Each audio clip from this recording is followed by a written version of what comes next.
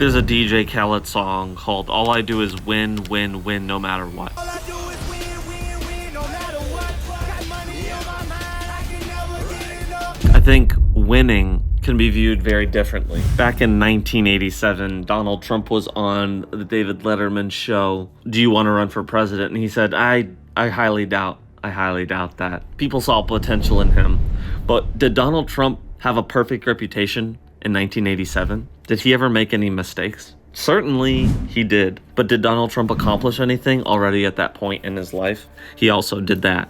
Life is about successes, failures, that overall winning is not by having more successes than failures. Winning is instead when you leverage your successes and your failures, most importantly, your failures, as a tool in a toolbox to help you build your future. A lot of times we are not willing to have the self-awareness to look in the mirror to see how we failed, but therein lies the greatest lessons to help you determine your future. Because what is worse than making a mistake is making the same or a similar mistake again.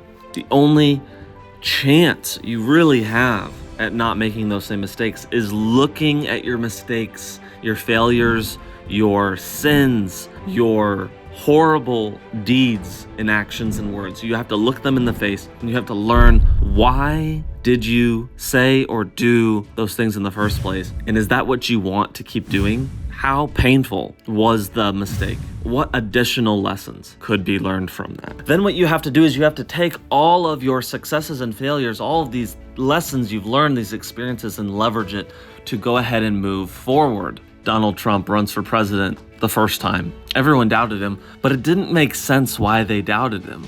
It seemed to me that when Donald Trump set his mind towards something, it was not a guarantee that he would achieve his goal, but would he put a significant dent into whatever he put his mind to?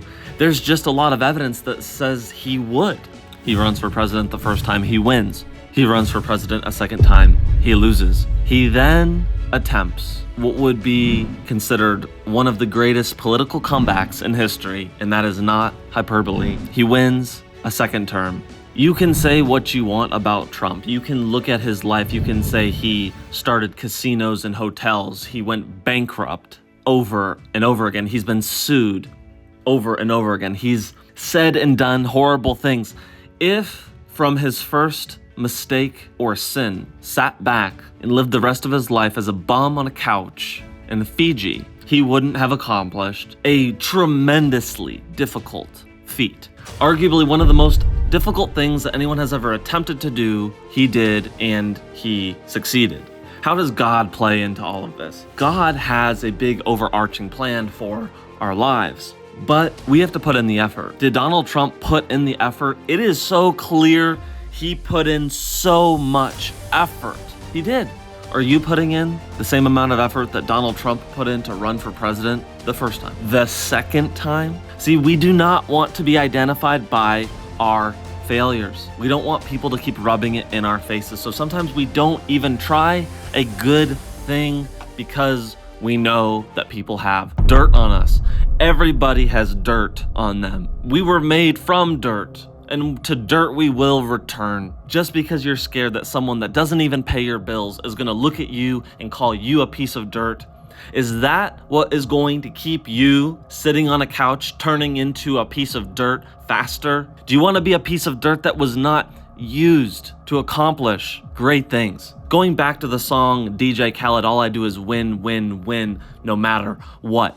No matter what. Is he saying that he will never make a mistake in this life? I don't know the guy. I don't know why he wrote the song, but I can tell you this. I am not aware of one person that accomplished something important or meaningful that didn't make a lot of mistakes, errors, or sinned along the way. You can't let your mistakes, your sin, define you. It will keep you shackled. It will keep you non-effective. And your enemies would love nothing more than for you to lay on your belly and raise the white flag and give up. So what are you going to do today?